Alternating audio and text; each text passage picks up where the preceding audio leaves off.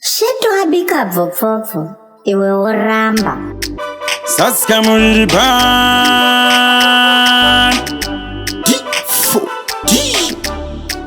Baba Katero Violence Intelligence. Why I say Sheto? Boss Tate Boss Colors. Aikona kuzotimanyira natsamunun'una kwawapa unobonera kanga ninchikutipira chingoterera ukada kutisaiza unoshaya nokubatsira iye uzotimanyira natsamunun'una kwawapa unobonera kanga ninchikutipira chingonditerera ukada kutisaiza unoshaya nokubatsira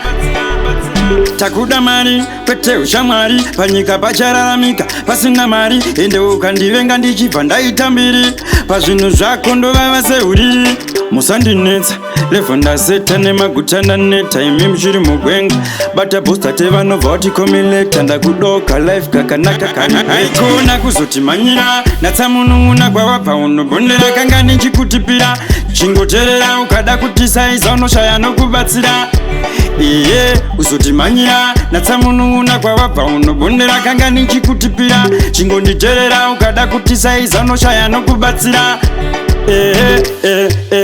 pazvinhu zvenyu imi musatifeke ndikurova mangoma inini handinete zvimwe zvacho zvatoitawo ndiseke bvaruka ratosha mabhuruka ameno munoda ndidiko mushanuka pamunoda ndipfure apo ndakadarika wangu watopaparika aikona kuzotimanyira natsamunun'una kwawapa unobondera kanga ninchikutipira chingoterera ukada kutisaiza unoshaya nokubatsira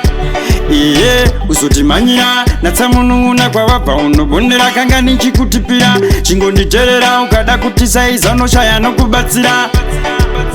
takuda mari kwete ushamwari panyika pachararamika pasina mari ende ukandivenga ndichibva ndaita mbiri pazvinhu zvako ndovava seuriri musandinetsa levho ndaseta nemaguta ndaneta imi muchiri mugwenga bata bhosta tevanobva vatikomilekta ndakudoka life kakanaka aikona kuzotimanyira natsamunun'una kwawapa unobondera kanga ninchikutipira chingoterera ukada kutisaiza unoshaya nokubatsira